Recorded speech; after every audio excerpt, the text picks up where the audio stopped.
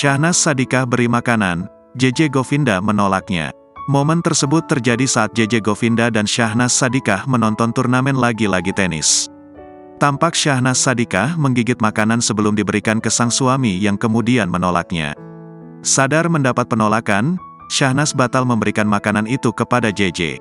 Semua bermula saat Syahnas menyapa Rieta Amelia, ibunda Nagita Slavina. Rieta kemudian mengangkat tangan kanan dan mengepalkan jarinya. Ia seperti memberi dukungan kepada adik kandung Raffi Ahmad, menantunya itu. Syahnas kemudian hendak memberi makanan yang sudah digigitnya ke JJ. Namun, JJ menolak dengan memberi isyarat menggunakan tangannya. Tak sedikit yang berkomentar tentang perasaan JJ, usai dugaan perselingkuhan sang istri Syahnas dibongkar oleh Lady Nayoan di Instagramnya. Ada pula komentar bernada canda dengan mengaitkan dukungan Mama Rieta terhadap Syahnas.